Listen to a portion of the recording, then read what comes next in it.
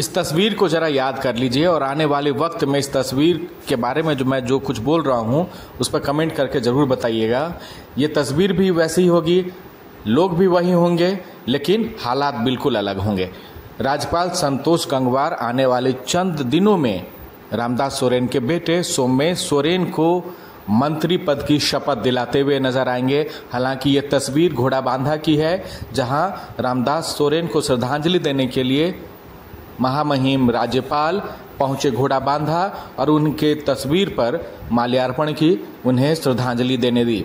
और ये सोमेश सोरेन है, रामदास सोरेन के बड़े बेटे हैं, खुद अगवानी करने गए हुए थे राज्यपाल संतोष गंगवार की। और तमाम जो लोग बैठे हुए थे उन सबसे बातचीत करने के बाद, रामदास सोरेन के परिजनों से मिलने के बाद, उनकी पत्नी से मिलने के बाद संतोष गंगवार ने कुछ वक्त बिताया, उनके बेटे से बात की। और अब ये 100% कयास आप समझ लीजिए, और ये पूर्ण होने वाला भी है कि विधायक बनने से पहले मुख्यमंत्री हेमंत सोरेन रामदास सोरेन के बेटे सोमेश सोरेन को मंत्री बनाएंगे और उसके बाद बिल्कुल उपचुनाव में, घाटशिला के उपचुनाव में उन्हें मैदान में उतारेंगे।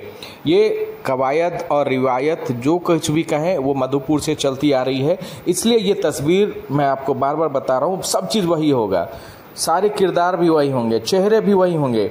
एक तरफ बैठी होंगी रामदास सोरेन की पत्नी सूरजमणि सोरेन और एक तरफ बैठे होंगे मुख्यमंत्री हेमंत सोरेन, कल्पना सोरेन बैठी होंगी और राज्यपाल संतोष गंगवार सोमेश सोरेन को मुख्यमंत्री की मौजूदगी में मंत्री पद की शपथ दिलाते हुए नजर आएंगे। ये हमेशा से चलता आ रहा है झारखंड सरकार में, पिछले जो दो मंत्री का निधन हुआ, और ये तस्वीर इसलिए भी बहुत ही कई कहानी कह के जा रहा है। हालांकि राज्यपाल पहुंचे हुए थे घोड़ाबांधा और अब से चंद मिनटों में आप समझ ली तो मुख्यमंत्री हेमंत सोरेन भी पहुंचने वाले हैं, जहां रामदास सोरेन का श्राद्ध कर्म का भोज है। कई मेहमान यहां पहुंचने वाले हैं, कई लोग पहुंचने वाले हैं फुटबॉल ग्राउंड मैदान में।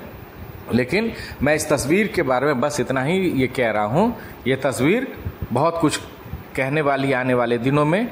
और ये बतौर मंत्री बनकर सोमेश सोरेन घाटशिला के उपचुनाव में उतरने वाले हैं। हालांकि उनके खिलाफ कौन मैदान में होंगे ये नहीं कह सकता हूं, लेकिन एक 100% ये चीज़ आप समझ लीजिए, एक सहानुभूति वोट के जरिए या फिर रामदास सोरेन के नाम भर से ही सोमेश सोरेन ये उपचुनाव भी जीत जाएंगे, ये 100% भी तय है। और रामदास सोरेन के बेटे को फिर उसके बाद दोबारा राजभवन में संतोष गंगवार मंत्री पद की शपथ दिलाते हुए नजर आएंगे।